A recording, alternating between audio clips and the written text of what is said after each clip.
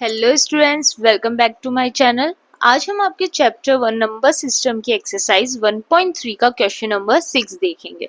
तो देखते हैं क्वेश्चन नंबर 6 क्या कह रहा है। Look at several examples of rational number in the form of p upon q where p and q are integers.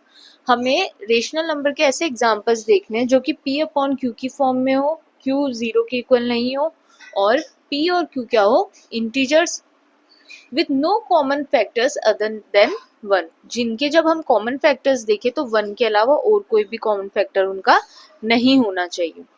Having terminating decimal representation, और जब हम उनका डेसिमल रिप्रेजेंटेशन यानी कि डेसिमल एक्सपेंशन करें तो वो क्या होता है, टर्मिनेटिंग। ठीक है।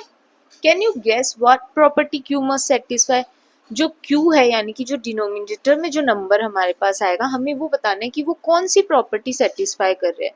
हम 2-3 एग्जाम्पल लेंगे, उनमें सबके जो क्यू है उनमें हमें ऐसी कोई प्रॉपर्टी देखनी है कि जो सब में सेटिस्फाई कर रही हो। ठीक है, क्यू ऐसी कौन सी प्रॉपर्टी है जो सेटिस्फाई कर रहा हो। ठीक है, मान लो एग्जाम्पल मैं लेके चलती हूँ 1/2।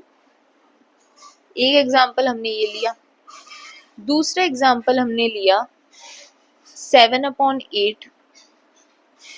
तीसरा एग्जाम्पल मैं लेके चलती हूँ, मान लो 37/25। और एक लास्ट एग्जाम्पल हम लेके चलेंगे क्या, 8/125। इनका हम डेसिमल एक्सपेंशन करेंगे। अब हमें दिख रहा है इनके 1 के अलावा कोई फैक्टर कॉमन नहीं है। 2 भी 1 से होता है, सिर्फ 1 भी 1 से। 7 और 8 में भी कोई कॉमन फैक्टर नहीं आ रहे। 37 और 25 में भी कोई कॉमन फैक्टर नहीं है 1 के अलावा। और 8 और 125 में भी कोई कॉमन फैक्टर नहीं है 1 के अलावा। ठीक है। अब इसका जब हम डेसिमल एक्सपेंशन करेंगे तो इसका क्या आएगा, 0.5। 7/8 का क्या आएगा, इसको अगर हम डिवाइड करेंगे तो क्या आएगा, 0.875। 37/25 का जब हम करेंगे आएगा 1.28। 8/125 का जब हम करेंगे तो आएगा 0.064।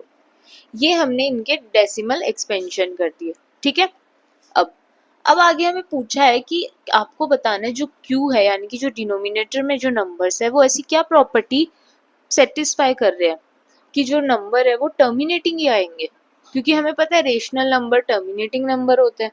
ठीक है, तो अब हमें ये पता करना है। तो जो नीचे डिनोमिनेटर नंबर है उनके हम क्या करेंगे, प्राइम फैक्टर। 2 का प्राइम फैक्टर क्या होगा, 2। 8 का क्या होगा, 8 का प्राइम फैक्टर यानी कि रेशनल, जब हम इसके एलसीएम निकालेंगे तो हमारे पास आ जाएगा 2 इंटू 2 इंटू 2। राइट, ये हम प्रूव कर रहे हैं कि क्यू क्या प्रॉपर्टी सेटिस्फाई कर रहा है। ठीक है, 25 का जब हम निकालेंगे क्या आएगा,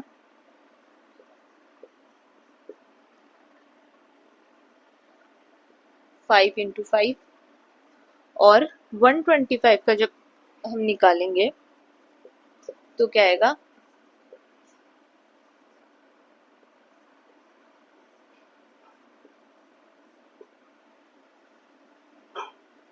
5 इंटू 5 इंटू 5। राइट, एक एग्जाम्पल और लेके चल लो, मान लो 2/10।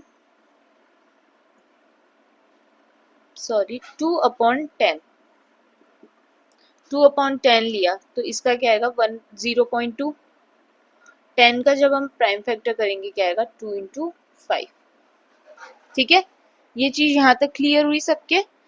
हमने नंबर्स लिए जो कि रेशनल नंबर थे p/q की फॉर्म में, इनका हमने डेसिमल एक्सपेंशन कर दिया जो कि क्या आया, टर्मिनेटिंग नंबर आया।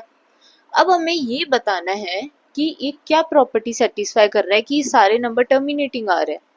तो जब हमने इनके डिनोमिनेटर के प्राइम फैक्टर किए तो हमारे पास क्या आ रहा है, या तो वो 2 की फॉर्म में आ रहा है, या वो 5 की फॉर्म में आ रहा है, या फिर वो दोनों की फॉर्म में आ रहा है।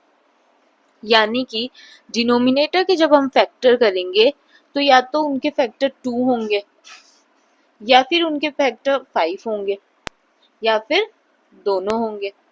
यानी कि जो Q है वो ये प्रॉपर्टी बता रहा है कि if the denominator of rational number in standard form has no prime factor other than 2 and 5, then only it can be represented as a terminating decimal. 2 और 5 या फिर या तो 2 या फिर 5 या फिर 2 और 5, जब तक ये फैक्टर्स नहीं होंगे वो नंबर टर्मिनेटिंग नंबर की फॉर्म में नहीं लिखा जाएगा, वो नंबर रेशनल नहीं होगा। ठीक है, रेशनल नंबर तभी टर्मिनेटिंग नंबर की फॉर्म में लिखे जाएंगे जब तक उनके जो डिनोमिनेटर का प्राइम फैक्टर आप करोगे वो या तो 2 ना हो या 5 ना हो या फिर 2 और 5 दोनों ना हो। ठीक है, आई होप ये क्वेश्चन अच्छे से क्लियर हो गया होगा। कोई भी डाउट हो वीडियो एक बार रिपीट कर लेना या फिर मेरे को कमेंट सेक्शन में लिख के बता देना, मैं आपका डाउट वहीं क्लियर कर दूंगी।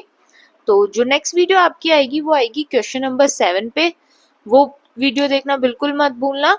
और मिलते हैं नेक्स्ट वीडियो में, तब तक के लिए बाय बाय।